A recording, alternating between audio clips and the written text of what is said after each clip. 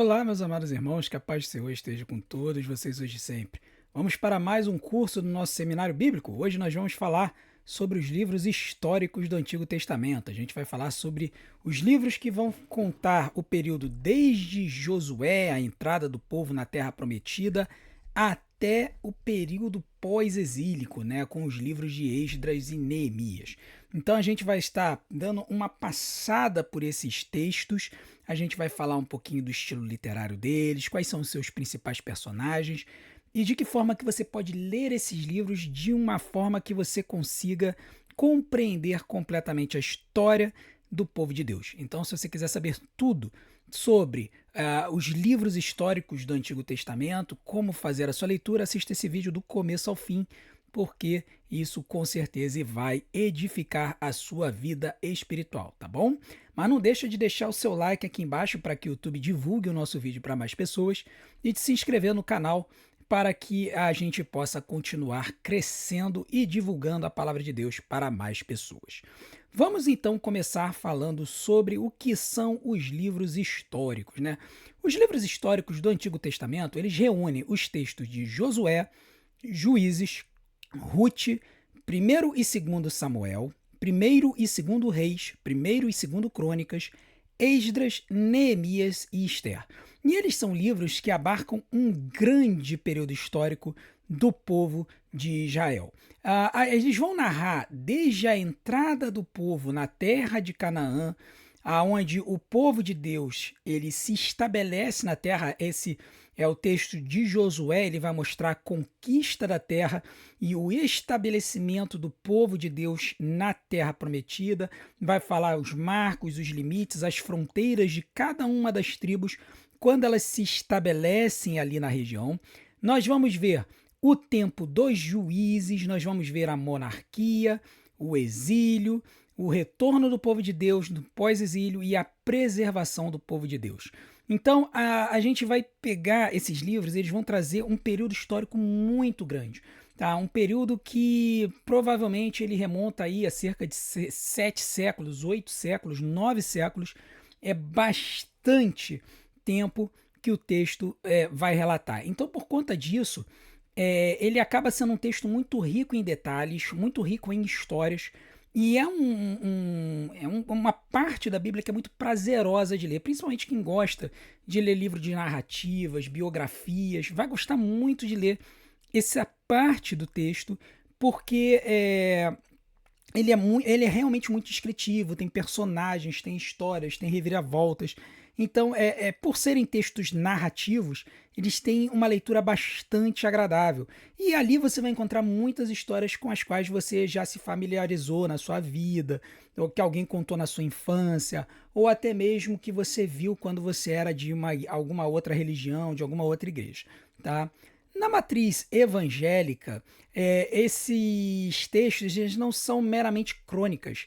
Eles mostram Deus governando a história, julgando o pecado e preservando a sua aliança com o povo.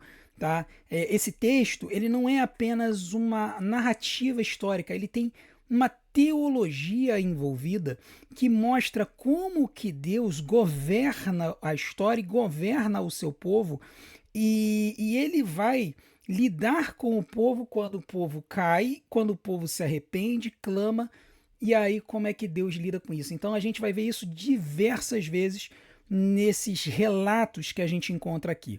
E literariamente a gente vai encontrar textos com narrativas históricas, genealogias, discursos, listas e memórias. Tá? Então a gente vai encontrar muitos textos bem interessantes com diversos estilos nesses textos da palavra de Deus. E eles eu recomendo que sejam lidos da forma como a gente apresentar aqui. Apenas os textos de 1º e 2º Reis e 1º e 2º Crônicas, que eu recomendo que, se possível, sejam lidos em paralelo. Procurem na internet textos que conjuguem esses dois períodos históricos, né? Porque o livro de 1º e 2º Crônicas, na verdade, ele vai pegar relatos desde no finalzinho de 1º Samuel, início do 2º Samuel, que é quando começa o reinado de Davi, até 2º Reis. Tá? Então a gente vai falar sobre isso. Então, como os textos eles se repetem, eles são paralelos, e os livros das crônicas vão trazer um pouco mais de detalhes do que os livros dos reis, eu recomendo que as leituras sejam feitas em paralelo. Tá? Às vezes você consegue encontrar na internet ou até mesmo algumas bíblias, né, bíblias ou textos que são cronológicos, e aí você consegue ler o trecho do livro dos reis que fala sobre determinado rei, que muitas vezes vai ser mais elaborado no livro das crônicas. Mas a gente está se adiantando um pouquinho, a gente já vai falar sobre isso um pouco mais para frente, tá bom? Vamos começar então dando o nosso panorama. A gente vai falar sobre cada um dos 9 livros que compõem esse pedaço, né, da Bíblia, esse trecho da Bíblia, que na verdade não são 9, né? São 12 livros. É porque a gente agrupa 1º e 2º Samuel, 1º e 2º Reis e 1º e 2º Crônicas, porque no original em hebraico eles são juntos, tá? Eles não são separados. Essa separação ela foi didática quando a Bíblia ela foi traduzida, tá? Então, a gente colocou dessa forma, mas entenda que 1º e 2º Reis, 1º e 2º Crônicas, 1º e 2º Samuel, na nossa Bíblia, a Bíblia evangélica, a Bíblia católica, os livros são separados. Tá? Mas a gente didaticamente vai estudar eles juntos. O livro de Josué ele tem como nome e foco a entrada do povo em Canaã, né? A conquista inicial da Terra Prometida e a repartição da terra. A gente vai ver aquele povo que durante a peregrinação no deserto duvidou da possibilidade de poderem entrar e invadir e conquistar a Terra Prometida por medo das consequências de enfrentamento dos povos que habitavam ali, né, por acharem que Deus não teria o poder necessário para ajudar que eles conquistassem a terra. Aqui a gente vai ver o povo entrando. E a primeira conquista já é uma conquista miraculosa, que é a conquista de Jericó. E aí depois a gente vai ver várias situações que vão se desenvolver na entrada do povo, na conquista das diversas cidades, e depois no assentamento do povo, né? E a gente vai ver diversos marcos que vão ser colocados, diversas fronteiras que vão ser listadas, né? Colocando as tribos nos nas diversas regiões ali da Terra Prometida. Os personagens principais são Josué, Caleb, Raabe, né? Raabe é a prostituta que vivia na cidade de Jericó e que ajudou os espias do povo de Deus. Quando eles entraram na cidade, ela recebeu esses espias na sua casa, escondeu eles quando o exército de Jericó veio para saber se tinha alguém intruso ali. E aí depois ela pede para que eles lembrassem disso quando o povo de Deus viesse, né? Porque ela já sabia, né? Já ouvia falar, né? Desse povo que estava vindo conquistar. E aí ela pede o favor desse povo para quando a cidade fosse invadida, e eles falam, ó, beleza, você bota a sua família dentro, bota um lenço na porta ou na janela, e aí quando a gente chegar, a gente vai identificar que essa casa não pode ser mexida. E aí ela faz isso, então ela acaba não só sendo salva, como ela acaba entrando na linhagem de Jesus, né? Isso aí a gente vê lá no Novo Testamento. Temos Eleazar, temos as tribos de Israel, então esses são os personagens principais que a gente vai encontrar no texto de Josué. E as histórias centrais, como a gente comentou, são a travessia do Rio Jordão, também é uma travessia miraculosa, né? A queda de Jericó, as campanhas militares e a aliança em Siquém, quando Josué reforça a aliança de Deus com o seu povo e fala, olha, agora é com vocês, vocês vão decidir se vocês vão seguir a Deus ou se vocês vão seguir outros povos, mas eu vou dizer para vocês, eu e minha casa serviremos ao Senhor. E aí o povo vai lá e inicialmente fecha, ou renova essa aliança com Deus. Tá? O sentido teológico desse texto é que Deus cumpre as promessas feitas aos patriarcas e chama seu povo à fidelidade. Né? Então, assim, enquanto que no período do Pentateuco a gente viu a promessa sendo feita, e por conta do pecado do povo, Deus faz com que todos aqueles que saíram do Egito pereçam no deserto. Deus mantém a sua aliança com seu povo, cumpre a promessa, mesmo parecendo muito difícil para as pessoas naquela época acreditarem, e permite que o povo conquiste aquela terra, mesmo tendo exércitos muito maiores e mais poderosos ali naquela região. A autoria do texto, a tradição associa o livro a Josué, tá? Enquanto muitos estudiosos falam em uma composição e edição posteriores, né? como a gente já comentou no texto, no vídeo sobre o Pentateuco, né, de que existe uma transmissão das histórias por tradição oral, e aí posteriormente, na época pré-exílica, no exílio, esses textos acabaram sendo novamente condensados, redigidos, né? E na tradição, na leitura evangélica, costuma-se admitir uma memória histórica antiga com uma redação final posterior, como a gente disse. Então você tem a transmissão pela tradição oral e aí você tem uma redação final posterior do texto. E aqui a gente precisa também entender o estilo literário do texto, né, que tem uma narrativa histórica com discursos finais, né, os discursos finais de Josué com o seu povo, depois que a terra foi plenamente conquistada, as listas territoriais que vão apontar ali aonde cada tribo vai ficar e a linguagem de aliança. E aqui uma pequena estrutura do livro de Josué. Dos capítulos 1 ao 5 nós temos a preparação do povo e a travessia do Rio Jordão. Dos capítulos 6 a 12, as campanhas de conquista em Canaã. Então aqui vai ter as campanhas para Jericó, a confusão lá na cidade de Ai e outras cidades ali na região. Dos versículos 13 a 21, a divisão da terra entre as tribos. E aqui a gente já começa a ver uma situação que a gente vai ver a consequência lá no livro de Juízes, porque em algumas dessas conquistas os povos da terra não são retirados, né, mas são utilizados como trabalhadores forçados, e aí a religiosidade desses povos acaba invadindo a religiosidade e a vida religiosa do povo de Israel, o que acaba fazendo com que eles acabem adotando outros deuses, e a gente vai ver isso lá em Juízes. No capítulo 22, a crise do altar e a preservação da unidade, e dos versículos 23 e 24, discursos finais e renovação da aliança. Então, quando a gente observa o livro de Josué, ele acaba sendo um livro muito interessante porque ele vai mostrar essa conquista. Uma vez em uma EBD, conversando com uma irmã da igreja que tinha muitos anos de igreja, ela disse que ela achava que quando o povo de Deus entrou na Terra Prometida, a terra estava vazia e que não havia tido combate. Eu falei, não, teve combate, né? Tanto é que teve a situação da cidade de Jericó, a cidade foi conquistada, tal. E a gente vê como muitas vezes a gente tem pessoas que vão muito tempo na igreja, mas porque às vezes se concentra no Novo Testamento, em Salmos, Provérbios, não lê a Bíblia como um todo e não percebe esses detalhes. Então, é importante que a gente saiba disso. Houve guerra, houve batalha entre o povo de Deus e os povos da região para que as cidades fossem conquistadas e o povo vivesse ali. Tá? Agora o livro de Juízes ele vai falar sobre o período entre Josué e a monarquia, que é marcada por uma instabilidade espiritual e política. Por quê? A gente vê uma conquista, a terra está conquistada, mas a gente percebe que o povo de Deus, por várias vezes, ele acaba adotando outros deuses da região, que eram cultuados na região, e eles acabam caindo em idolatria. E aí, por conta disso, Deus acaba fazendo com que o povo sofra, trazendo conquistadores para dominá-los.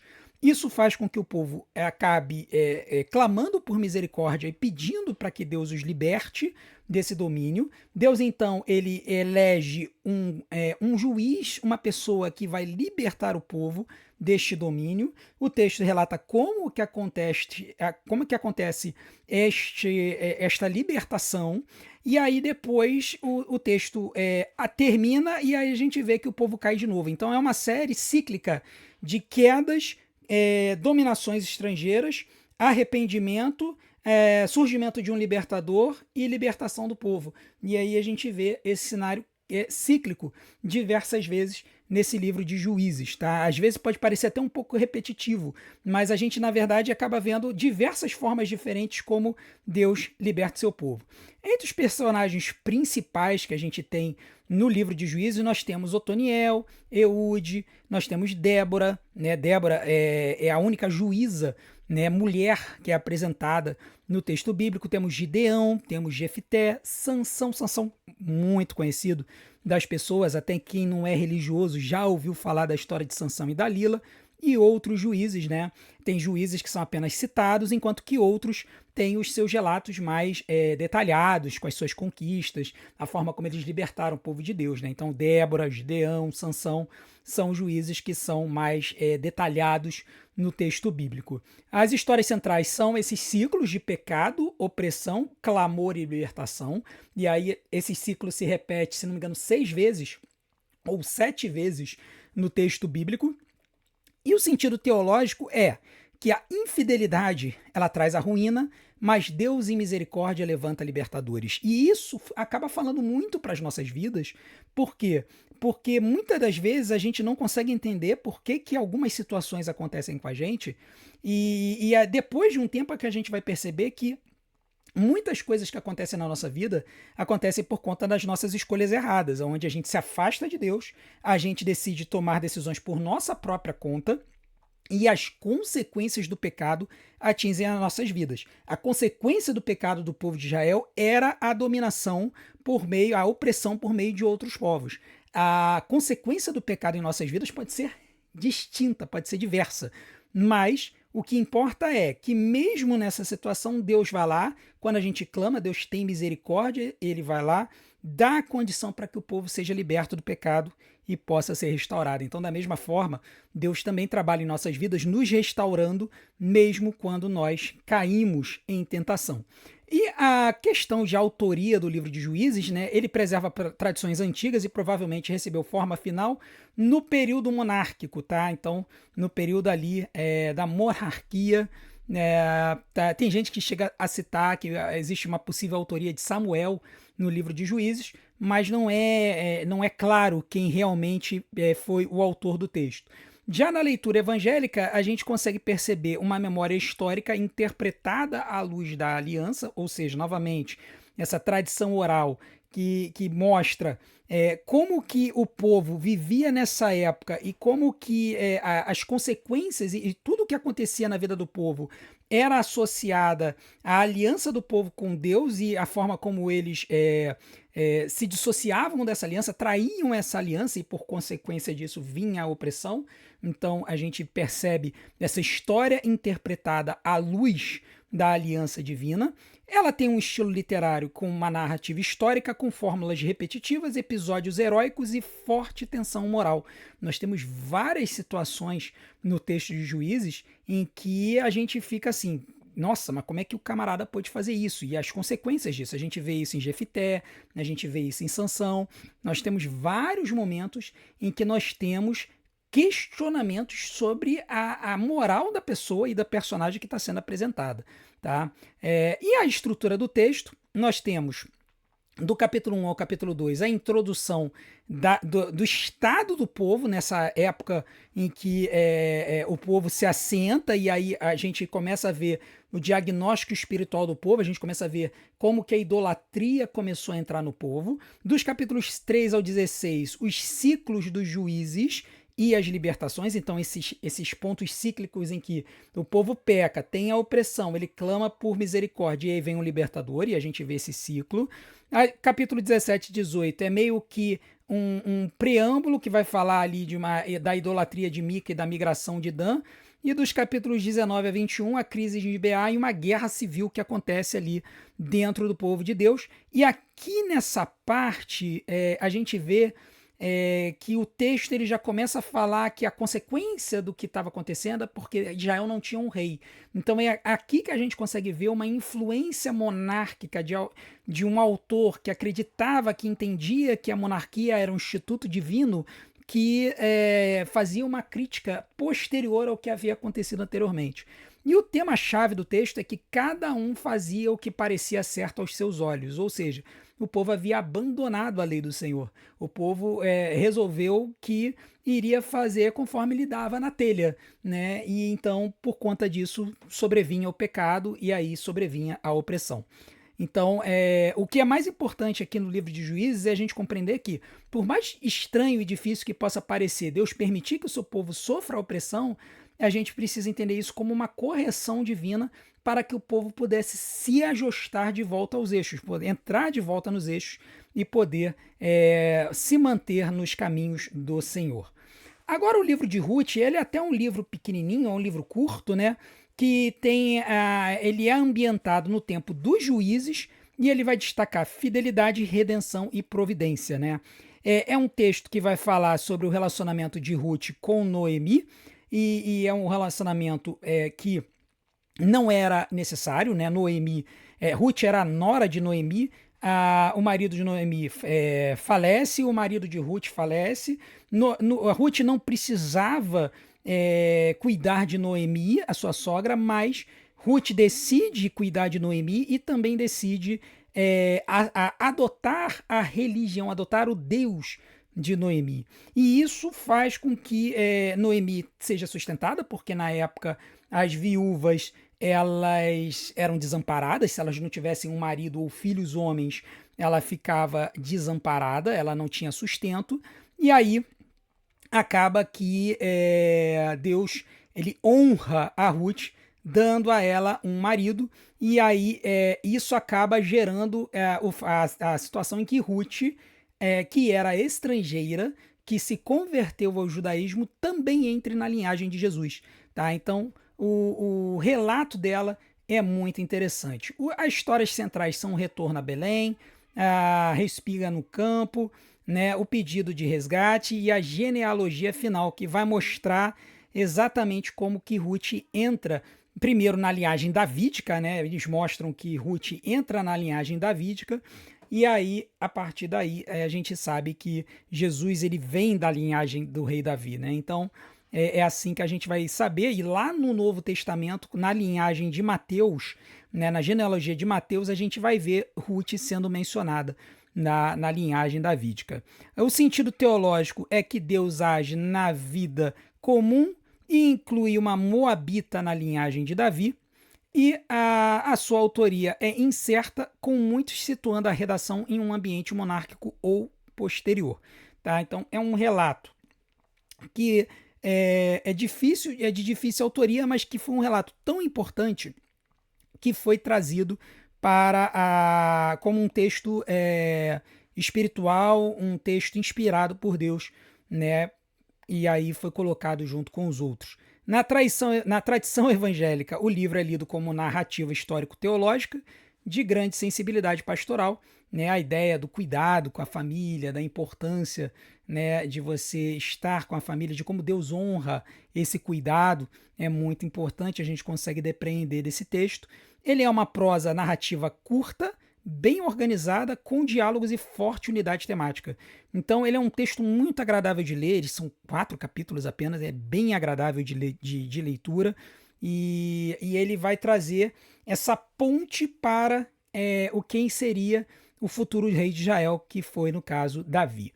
E a sua estrutura, né, o capítulo 1 tem a perda, a decisão e o retorno, no capítulo 2 o encontro de Ruth com Boaz, no capítulo 3 o pedido de resgate, né, e o capítulo 4 a solução legal, o casamento e a genealogia. Né? Então, toda essa situação é justamente Ruth honrando Noemi, depois Deus concedendo a ela um marido que a resgatou, e assim essa solução permite que eles se casem. Ela entra na vida religiosa judaica, aceitando o Deus de Noemi, e assim ela acaba se tornando uma pessoa que entra na genealogia de Davi. Né? Então a gente vê a linhagem, né, perfeita, aonde Boaz ele vai ser um ascendente do rei Davi. Então é assim que a gente termina o livro de Ruth. Agora vamos para o livro de 1 Samuel, né, 1º e 2º Samuel, que vai mostrar a transição dos juízes para a monarquia e a ascensão de Davi. Né? E os seus personagens principais são Samuel, que foi o último juiz e que também foi sacerdote e profeta. Nós temos o primeiro rei de Israel, que é Saul, o seu filho Jonatas. Nós também temos Davi, que foi um guerreiro que era do exército de Saul e que foi ungido como novo rei de Israel por conta do pecado de Saul. Nós temos o profeta Natã, que vai confrontar Davi por causa do pecado que ele cometeria. Nós temos Abigail e temos Batseba. Batseba é justamente a mulher com quem Davi acabou adulterando e causando um problema enorme na sua família. As histórias centrais do texto são o chamado de Samuel, o reinado de Saul, a ascensão de Davi e crises na casa real. Então, esse texto, basicamente, se a gente for considerar linhagem real, a gente vai começar com a liderança de Samuel perante o povo de Deus. Nós vamos ver o povo clamando por um rei conforme as regras e as leis dos povos dali da região, e o que vai contra a intenção de Deus. E aí Samuel, ele é ordenado por Deus a ungir um homem que Deus determina, que é Saul. A gente vai ver um Saul inicialmente covarde, que depois ele se torna arrogante, mas que mesmo assim em nenhum momento ele demonstra temor ao Senhor, tanto é que ele é um camarada impetuoso, toma às vezes ali de sacerdote, fazendo sacrifícios, e por conta disso ele acaba perdendo o reinado. Depois nós vemos a unção de Davi como novo rei, só que Davi ele espera para poder assumir o trono. Ele não toma o reinado de Saul, ele teve duas oportunidades para poder matar Saul e tomar o trono, mas ele não o faz, ele até mostra para Saul isso. E aí depois a gente vê a queda de Saul e a ascensão de Davi, isso já no livro de 2 Samuel, e aí nós temos todo o reinado de Davi descrito nesse texto. Tá? Então, a parte das lideranças de Samuel, Saul e Davi, que vão ser os destaques dos livros de 1 e 2 Samuel. O sentido teológico é que Deus estabelece o rei segundo a sua vontade e firma a aliança davídica. Por que é escrito que Deus estabelece o rei segundo a sua vontade? Porque tanto no caso de Saul quanto no caso de Davi, Deus vai dar a orientação a Samuel sobre quem que deve ser ungido. Não é o povo que simplesmente chega lá e elege um rei, né? Não é o povo que chega e decide, olha, esse aqui vai ser o nosso rei. É Deus que decide quem será o rei. Apesar do povo ter pedido um rei conforme o seu desejo, Deus é que vai chegar para Samuel e vai dizer, olha, você vai ali, você vai ver essa família, você vai ver essa pessoa dessa família e você vai ungir essa pessoa como rei. No caso de Saul, é um rei que, assim, aos olhos dos homens faz todo sentido. Ele era um camarada que ele era mais alto do que todos os israelitas, segundo o relato bíblico. O israelita mais alto batia no ombro de Saul, ou seja, ele era um cara muito alto, muito forte e ainda assim muito covarde. E depois a gente tem o relato, o contraponto com Davi, que na verdade era um pastor de ovelhas, provavelmente um adolescente beirando ali a juventude, baixinho franzino, e que foi lá e que matou o gigante Golias com apenas uma funda e 5 pedrinhas. Que na verdade ele nem precisou das 5, na primeira ele já acertou a testa do gigante e já botou no chão. Então a gente vai ver todos esses relatos aqui, é aqui que em 1 Samuel que a gente vai ver o famoso relato de Davi e Golias, e a gente vai descobrir que o Golias não foi o único gigante que Davi enfrentou na vida, tiveram outros, teve irmão de Golias envolvido e tudo mais. Porém, a gente vai perceber toda essa jornada de Davi até ele passar o reinado para o seu filho Salomão.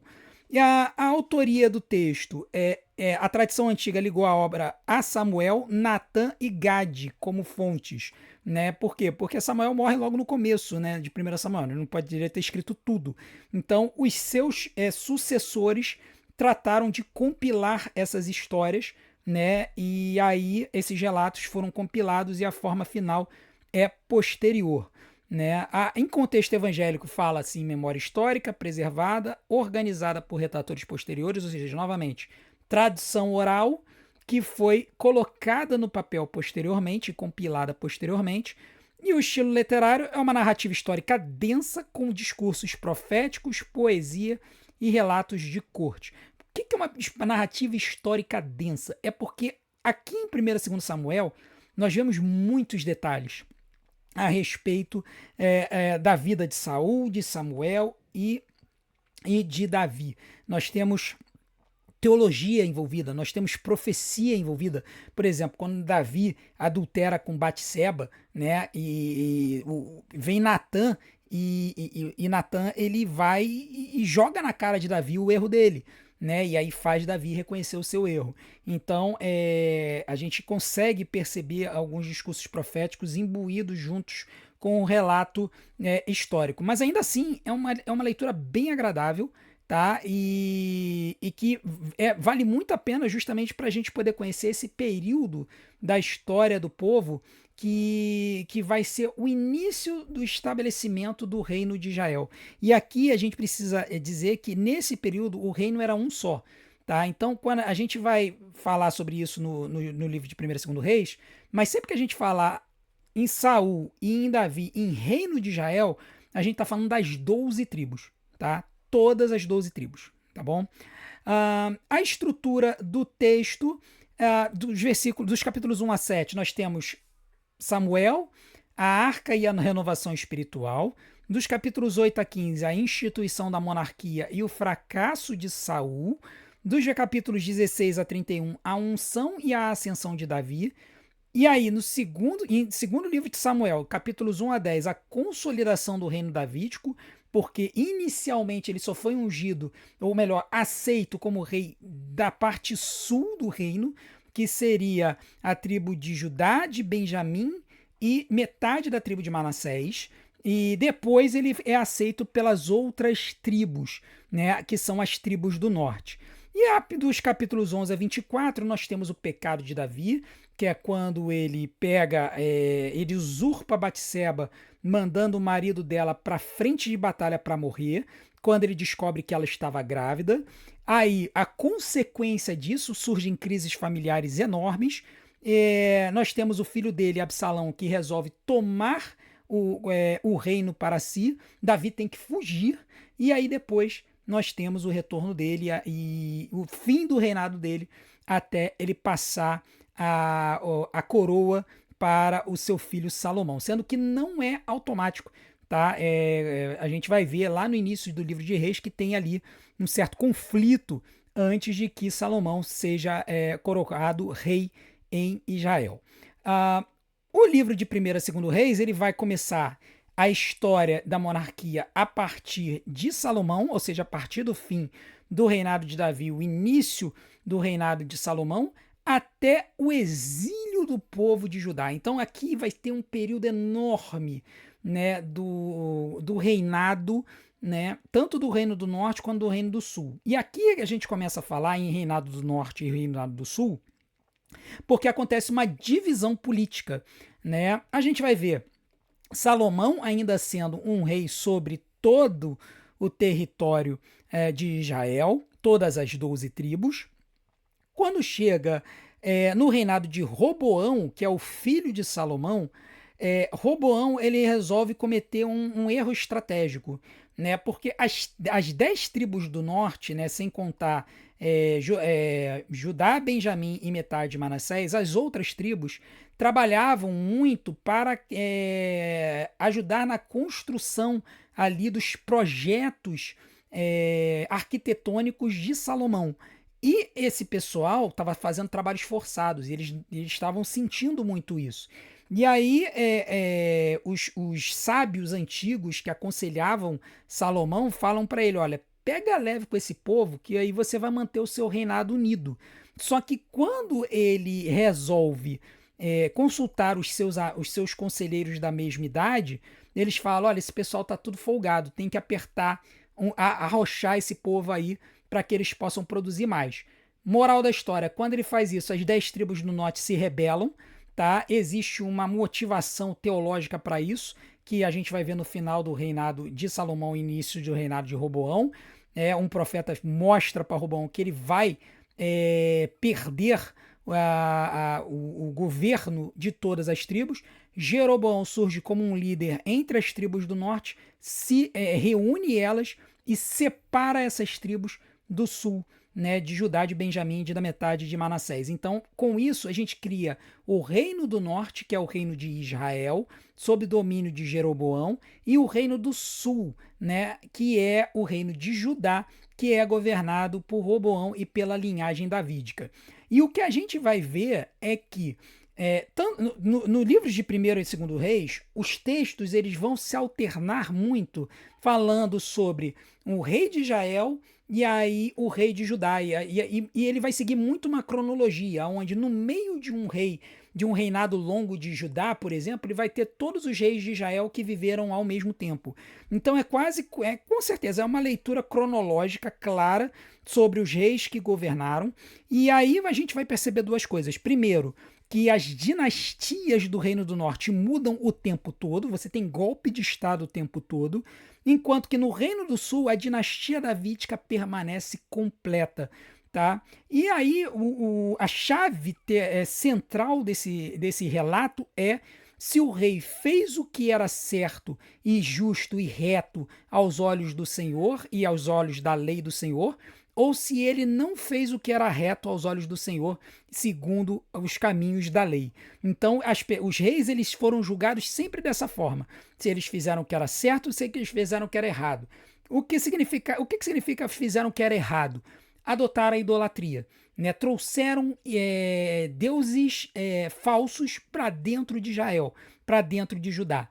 E aí, quando fala que o rei fez o que era certo aos olhos do Senhor, aí nós vemos reis que fazem algumas reformas administrativas e religiosas.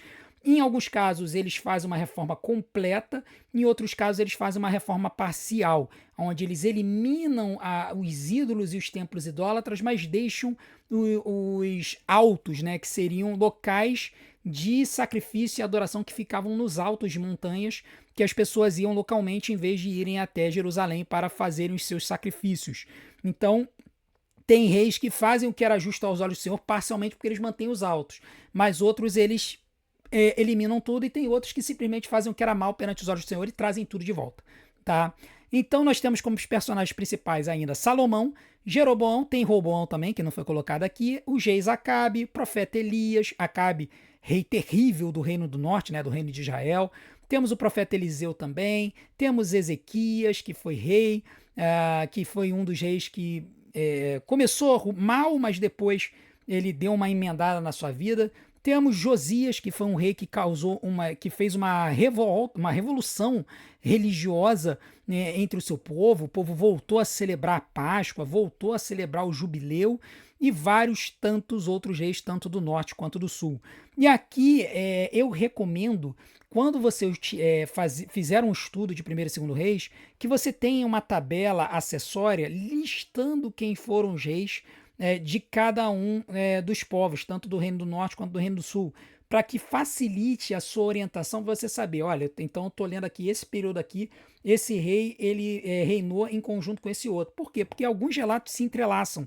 Né? Tem rei do norte que ataca rei do sul, tem rei do sul que ataca rei do norte, é uma confusão. Então, para você se orientar melhor, essas tabelas acessórias você encontra às vezes na sua Bíblia de estudos, até algumas bíblias mais simples lá no final, às vezes tem essa tabela com a listagem dos reis de Israel e de Judá. A gente tendo a oportunidade aqui no Seminário Bíblico de fazer um estudo detalhado sobre a monarquia, certamente a gente vai trazer essa tabela para vocês. Não sei se serei eu que trarei esse estudo ou se será um outro professor, mas é a nossa intenção fazer um estudo ainda mais aprofundado dos livros da Bíblia. Quando isso acontecer, aí a gente vai estudar essa tabela com carinho, tá? As histórias centrais dos livros dos reis são a divisão do reino, como a gente falou, né? O reino que era um só se dividiu em dois, reino do norte, reino de Israel, reino do sul, reino de Judá. O ministério profético, os profetas que vêm tanto para o reino do norte quanto para o reino do sul, para falar sobre os seus erros, apontar os seus erros e direcioná-los para o arrependimento. As reformas religiosas que acontecem principalmente no reino do sul, e as quedas de Samaria, que era a capital do reino do norte, e Jerusalém, que era a capital do reino do sul.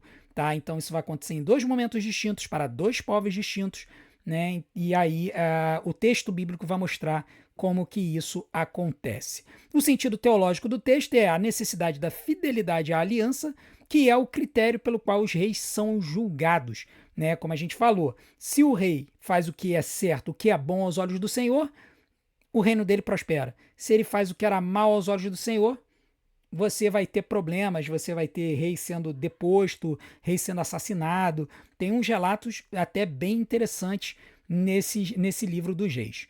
A autoria dele são, assim, muitos estudiosos relacionam a obra ao contexto deuteronomista, e aí a gente já está falando de um contexto até pós-exílico, mas com redação no exílio ou próximo dele. Tá? Então, assim, tem gente que bota ele lá para frente, mas tem gente que a maioria vai colocar a redação dele no exílio. Por quê? Quando o povo vai para o exílio, existe aquela necessidade do povo registrar no papel a sua história, né, para não se perder. Uma coisa é o povo vivendo junto, outra coisa é o povo indo para uma terra estrangeira e se espalhando. Então, nessa necessidade de preservar a sua história, esses relatos orais que eram falados sobre os reis de Israel foram colocados no papel. Então, é aqui que surge essa autoria. Tá? A leitura evangélica reconhece uma composição histórica teológica com usos de fontes reais e proféticas. A gente vê isso no texto. Tá? No texto bíblico vai dizer assim: olha, outras histórias do rei tal foram descritas nos livros das crônicas ou no livro do jubileu dos reis, e vai falar algumas coisas assim. Né? E além disso, fontes proféticas, porque os profetas certamente deixaram ensinamentos, relatos para os seus discípulos, e aí esses relatos eles foram incorporados ao texto de Primeiro e Segundo Reis. E o estilo literário ele é uma narrativa histórica interpretativa com fórmulas de avaliação dos reis e destaque para os profetas. Então aqui nesse texto claramente é como se assim estão avaliando se o rei foi bom ou mal, e a gente vê a atuação profética, principalmente de Elias e Eliseu, atuando para fazer o seu povo se arrepender. Uma estrutura básica de primeiro e segundo reis, do capítulo 1 ao capítulo 11 do primeiro reis, nós temos o reinado de Salomão e o auge do reino. Aqui a gente vê como é que o reino de Salomão fica muito rico, tá? Mas a gente começa a ver uma certa divisão no coração de Salomão, porque a gente vê que o tamanho do templo que ele constrói para ser realizado o culto ao Senhor é menor do que o tamanho do palácio que ele constrói para ele mesmo. Tá? Isso é um detalhe que passa muito despercebido quando as pessoas leem o relato de Salomão. O palácio dele é muito maior do que o templo de Jerusalém. Tá? Mostra onde o coração dele estava. Dos capítulos 12 ao 16, nós vemos a história da divisão entre Israel e Judá, o reino do norte e o reino do sul. De 1 Reis 17 até 2 Reis 13, nós temos os ministérios de Elias e Eliseu, e isso vai se intermediar com todos esses relatos dos reis do norte e do sul.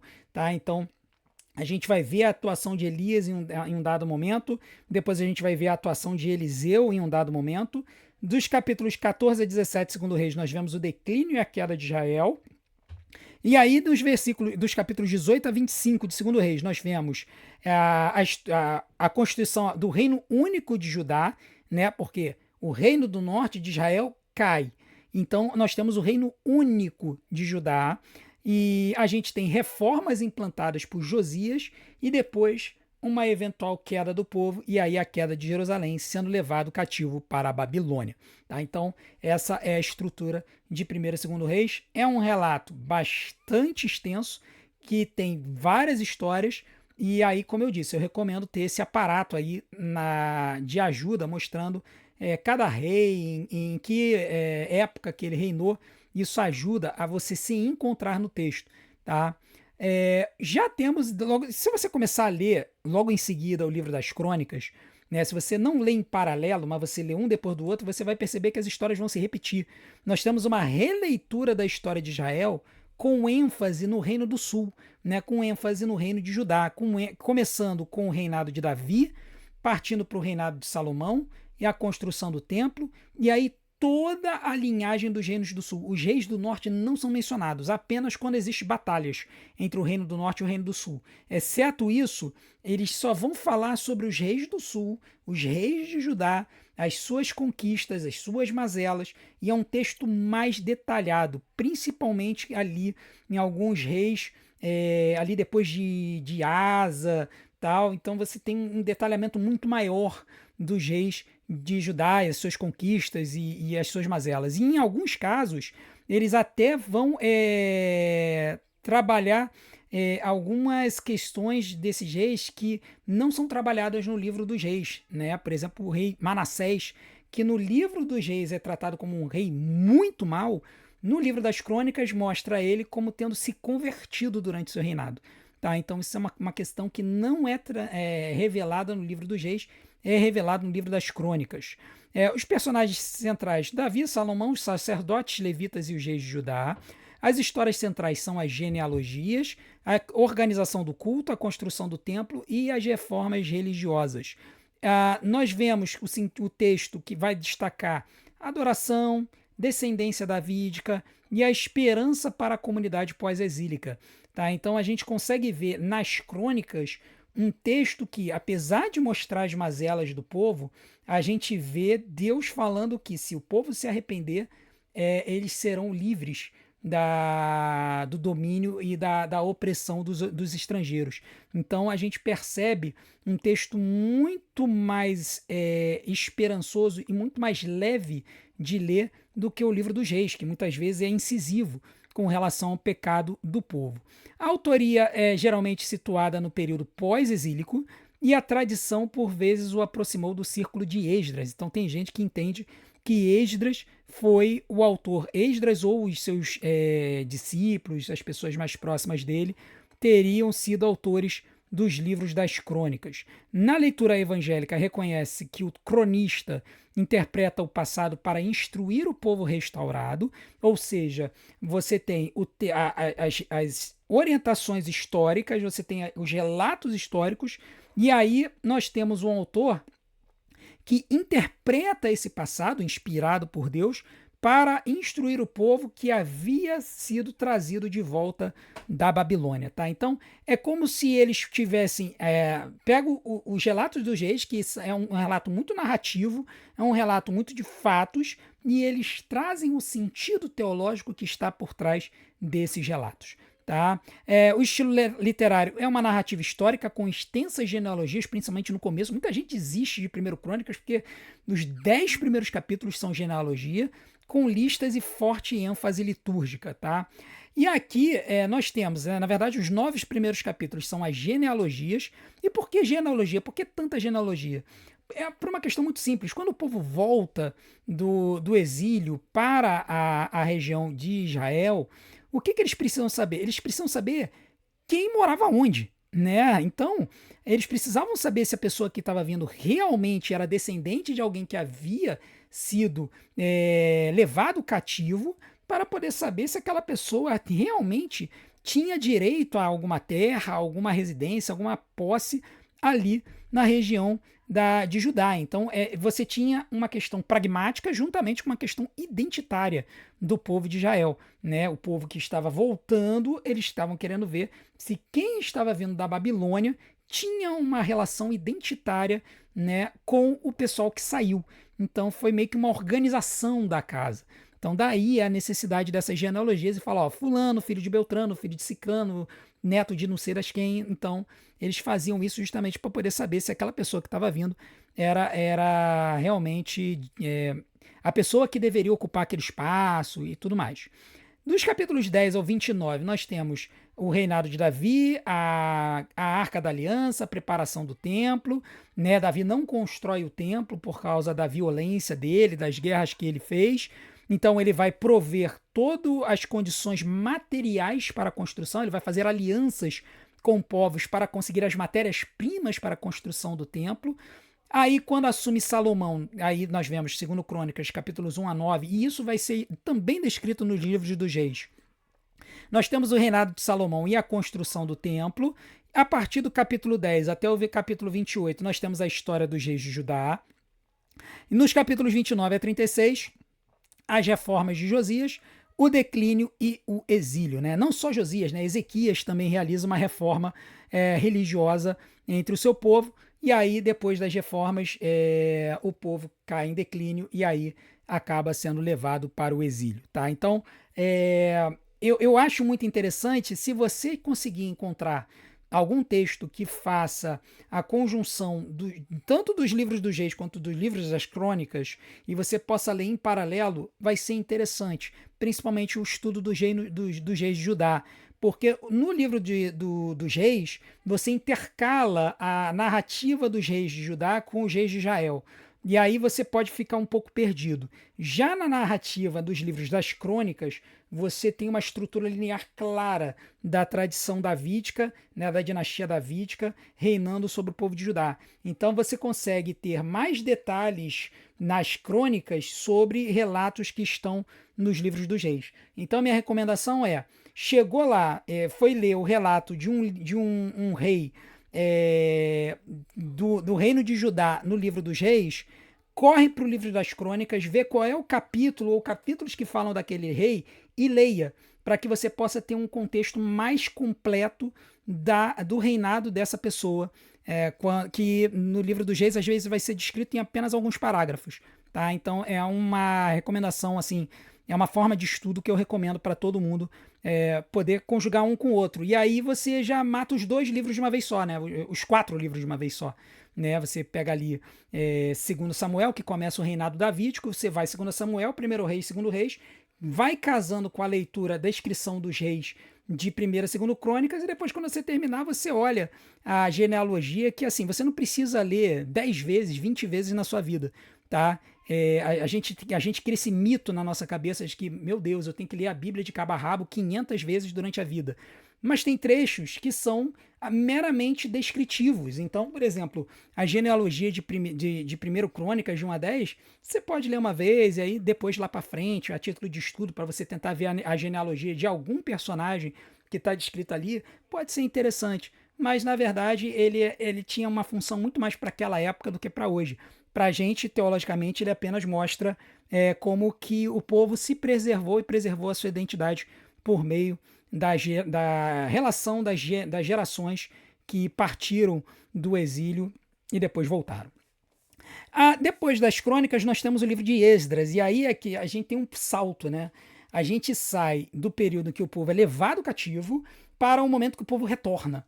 Né? Então a gente tem no livro de Esdras as fases do retorno do exílio, porque o povo não retorna todo de uma vez, ele retorna em ondas, e a restauração da vida comunitária em Judá. Né? E aqui os personagens são Zorobabel, Jesua, que também é conhecido como Josué, Esdras e líderes do retorno. E as histórias centrais são a reconstrução do altar, a reconstrução do templo e a reforma centrada na lei. E aqui é muito importante, a gente está inclusive no momento da gravação desse vídeo, a gente está terminando o estudo justamente de Esdras, Neemias e Esther na Escola Bíblica Dominical. E é muito importante porque é um estudo, esse estudo da reforma religiosa de Israel, ele é muito importante para as nossas vidas porque mostra como que não existe reforma ou renovação espiritual sem o estudo da palavra de Deus. Tem muitas igrejas, muitas comunidades aí que fazem verdadeiras revoluções na sua liturgia, dizendo que eles estão experimentando um novo de Deus, mas eles abandonam a Bíblia, abandonam a palavra de Deus, trocam elas por meras apostilas criadas por homens, que na verdade tem muitos mecanismos administrativos, de marketing, e eu posso falar isso com toda a propriedade, porque além de pastor, eu sou administrador também de carreira, formado com o CRA ativo.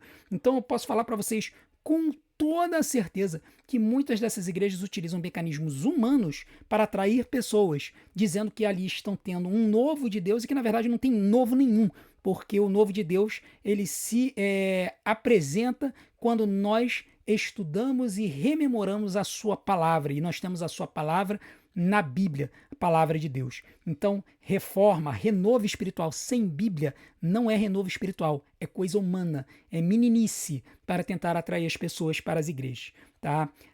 O sentido teológico do texto é o retorno do povo de Deus, ele mostra a fidelidade de Deus e a necessidade de renovação espiritual. O povo que havia passado um tempo na Babilônia, que havia ficado afastado da liturgia clássica apresentada na lei, porque eles não tinham acesso ao templo. Agora, quando o povo retorna, eles reestruturam a sua liturgia, reestruturam a sua forma de culto, e aí eles podem novamente apresentar os seus sacrifícios e podem renovar o seu relacionamento com Deus por meio da estrutura apresentada na lei.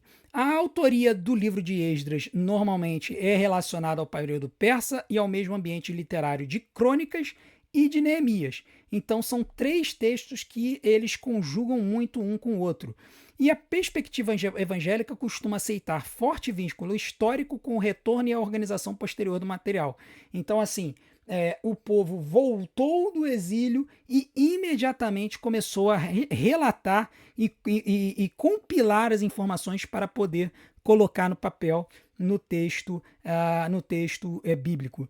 E o estilo literário é uma narrativa histórica com cartas oficiais, listas e sessões em primeira pessoa. Né? Tem pontos que Esdras mesmo está falando, né? Tem pontos que Neemias mesmo está falando. Então é muito importante e interessante ver como que esse livro se apresenta. A sua estrutura narrativa.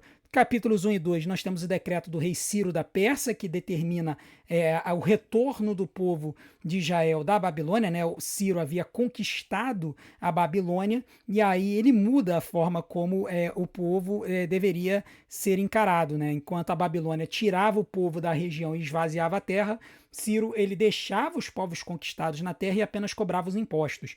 Então ele fala, olha, podem voltar para a terra porque eu quero o imposto de vocês, na verdade. Né? Capítulos 3 a 6, nós temos a reconstrução do altar, a oposição à reconstrução do templo e, eventualmente, a reconstrução do templo. Capítulos 7 e 8, a chegada de Esdras a Jerusalém. Capítulos 9 a 10, a crise dos casamentos mistos, né? Pessoas que eram israelitas e que haviam se casado com babilônicos, e a reforma do povo. E o tema central é a restauração do culto e da aliança com Deus. Tá? Então, é o retorno do povo e a restauração do culto e do relacionamento do povo com Deus, conforme havia sido preconizado no livro da lei. Já o texto de Neemias, ele é muito utilizado como um grande manual de liderança. Né? Tem livros feitos sobre Neemias que falam sobre como que uma liderança efetiva ela pode impactar um povo, né? E um povo, uma comunidade, uma empresa e tudo mais. Né? Ele vai falar da reconstrução dos muros de Jerusalém e da reorganização do povo restaurado. Ou seja, o povo chegou na cidade, mas a cidade ainda estava destruída. E principalmente os muros da cidade estavam destruídos. Se você tem uma cidade naquela época que não tem muro ou que tem aberturas no muro, a cidade está vulnerável para a conquista de qualquer outros povos inimigos. Então, para você ter uma cidade que possa se defender, você precisa que esses muros estejam reconstruídos. E Neemias ele traz uma estratégia muito inteligente, muito interessante, que vai permitir que os muros sejam levantados em pouquíssimo tempo. E a gente vai ver como é que Neemias ele vai lidar com isso, né? Como é que ele vai incentivar o povo a reconstruir essas muralhas, como é que ele vai lidar com a oposição. Nós temos como personagens principais Neemias, Esdras, o mesmo Esdras do livro anterior, Sanbalat e Tobias, que são dois opositores a ele, e a comunidade de Judá que voltou da Babilônia e agora está habitando ali a região de Jerusalém. As histórias centrais são a inspeção dos muros, a oposição externa, a decisão de reconstruir os muros, a conclusão da obra e a renovação da aliança. Tá? Tudo isso vai ser mencionado nesse texto. E o sentido teológico é a liderança piedosa e corajosa e a coragem que servem à preservação do povo de Deus. Tá? Porque para poder tomar a decisão de reconstruir os muros de uma cidade, mesmo com uma oposição, você precisa tomar atitude, mas você precisa ter coragem também para fazer a obra. Então tudo isso vai ser trabalhado no texto de Neemias. Né? A autoria do texto é muito ligada às memórias de Neemias e ao período persa, com organização literária posterior. Em contexto evangélico, o livro é visto como um registro histórico valioso sobre liderança e restauração. Tá? Foi como eu falei, muitos estudiosos de liderança utilizam a história de Neemias para poder trazer ensinamentos para o meio organizacional, né? Empresas, igrejas. Ele é um material muito rico que trabalha com essa questão, né, de influenciar pessoas para poder alcançar objetivos grandiosos, né, que vão muito além do que uma pessoa só conseguiria realizar. O estilo literário são memórias em primeira pessoa, com uma narrativa histórica, listas e orações curtas. E a estrutura do livro de Neemias, capítulos 1 a 2, o chamado e a chegada de Neemias, capítulos 3 a 7, a reconstrução dos muros e a oposição, dos capítulos 8 a 10, a leitura da lei e a renovação da aliança, e aqui Nessa parte, nós temos um paralelo, praticamente palavra a palavra, com o texto de Esdras, e nos capítulos 11 a 12, a organização populacional e dedicação do muro, e finalmente no capítulo 13, as reformas finais de Neemias. E para a gente terminar o nosso estudo dessa noite, nós temos o texto de Esther, né, que é um texto que vai falar sobre a preservação dos judeus no Império Persa por meio da coragem de Esther. O povo estava, nessa época, ainda cativo. Surge uma oposição ao povo que poderia ter gerado a sua completa e total destruição. E aí a gente vê Esther, que foi uma mulher que foi escolhida para ser uma rainha, né, do rei persa, e ela tem a coragem de se apresentar ao rei e clamar por misericórdia ao seu povo por conta do que estava sendo planejado. Nós temos como personagens principais Esther, Mordecai, Amã, o rei Assuero, também conhecido como Xerxes, e o povo judeu. E as histórias centrais são a ascensão de Esther, a conspiração de Amã, o jejum que é realizado pelo povo, os banquetes e o livramento. E o sentido teológico do texto é que, embora o nome de Deus não apareça, e inclusive isso aí é uma trívia de qualquer acampamento de adolescente e jovem, se perguntarem para você qual é o único livro da Bíblia em que o nome de Deus não é mencionado, é o livro de Esther. Né? A verdade é que, embora o nome de Deus não apareça, a sua providência permeia toda a narrativa. Tá? A gente consegue ver a providência divina mesmo sem o nome dele ser mencionado. Tá? A autoria é incerta, a ambientação é persa, e a redação pode ser posterior aos eventos narrados, ou seja, no final do período exílico ou no pós-exílio. Na matriz evangélica, o livro é lido como testemunho da providência divina da história, e ele é uma narrativa dramática, com ironia, reversões, banquetes e construção cuidadosa de tensão. Então, ele é um texto que ele de uma leitura muito ágil. É quase como um romance, de tanta reviravolta e tanto detalhe que tem, você lê o livro de Esther muito rapidamente. As estruturas desse texto, aqui é importante a gente fazer uma ressalva, porque na versão católica do livro de Esther, ele vai até o capítulo 16, ele vai do capítulo 10, versículo 4, até o versículo 16. Na Bíblia protestante evangélica, o texto de Esther para no capítulo 10, versículo 3, porque é até aqui que você encontra o texto no original em hebraico. Tá? Do capítulo 10, versículo 4 até o capítulo 16, você só encontra na Septuaginta.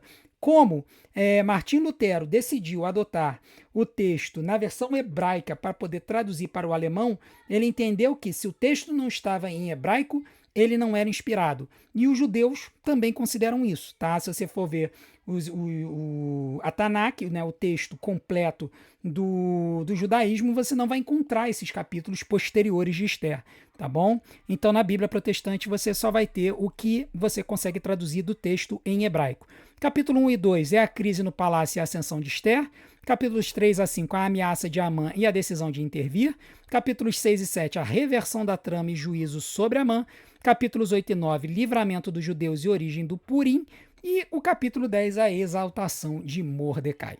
Tá? Então, essa é a estrutura do livro de Esther. É um texto muito agradável de ler, recomendo. Tá? Tem gente que às vezes pula esse trecho da Bíblia e tal. Recomendo muito. Tá? Assim como eu recomendo a leitura de todos os textos. Tá? Na verdade, a gente recomenda a leitura da Bíblia inteira, é óbvio, né? Mas se você quiser dedicar um tempo para você estudar um pouco mais a Bíblia, o Antigo Testamento, e você às vezes tem dificuldade de ler a Bíblia de capa a capa, pega o texto dos reis, pega esse texto dos livros históricos, ele vai ter uma leitura bem agradável e você vai ter um conteúdo muito agregado ao seu conhecimento, tá? Não tem problema de você ler a Bíblia, você ler um trecho aqui, depois você ir lá para frente, para o Novo Testamento, depois você voltar, ler um outro trecho, não tem problema nenhum, tá? Você não é obrigado a ler a Bíblia de capa a capa, de Gênesis a Apocalipse, você pode ler trechos, tá? Conforme o seu interesse, a sua agilidade de estudo e tudo mais. Para concluir, a gente precisa entender que os livros históricos eles mostram que a história de Israel ela não é contada apenas para informar, mas para formar a fé. Então isso é muito importante. Quando a gente estuda esses textos que a gente apresentou aqui, a gente não está fazendo uma leitura meramente de fatos, mas a gente está fazendo uma leitura de como Deus age na história do seu povo. E como que a ação de Deus vai influenciar a ação e a reação do seu povo aqui na Terra. Tá?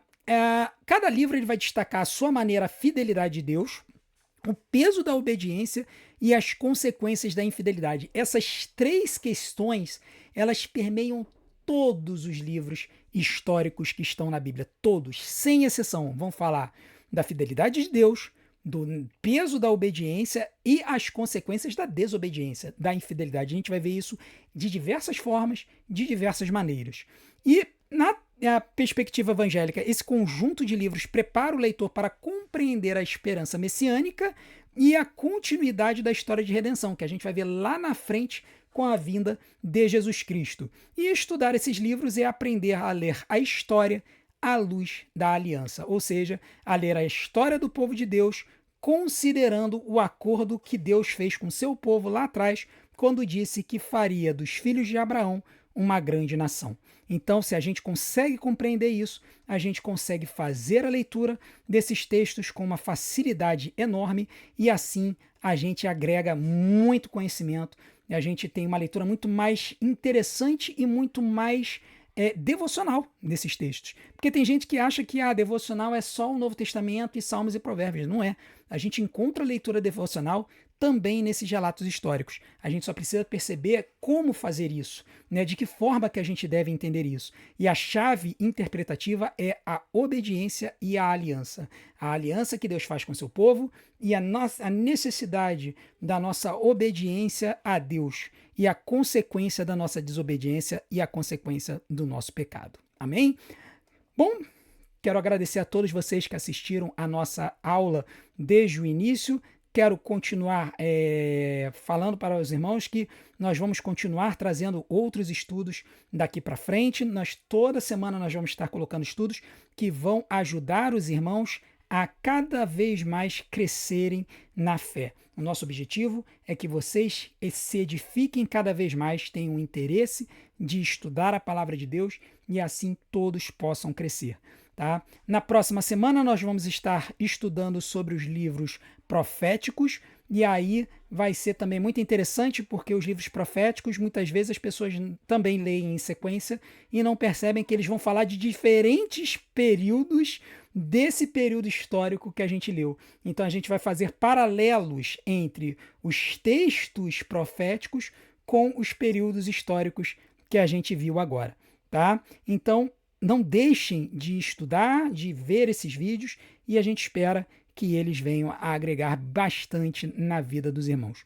Muito obrigado a todos por estarem realizando esses estudos. Se você perdeu algum, assista a playlist que tem aqui embaixo com todos os outros estudos e continue aguardando. Vai ter muita coisa boa vindo ainda por aqui. Não deixem de se inscrever no canal, de clicar no like para que o vídeo possa ser divulgado para mais pessoas. E não deixem de assistir e maratonar todos os vídeos, porque tempo de visualização é o que faz o YouTube divulgar o vídeo para mais pessoas. Amém? Muito obrigado a todos. Não deixem de ver os conteúdos que a gente tem aqui do curso. Vou deixar algumas opções aqui na tela para vocês. Não deixem de assistir. A gente se vê do outro lado. Um grande abraço e que Deus os abençoe.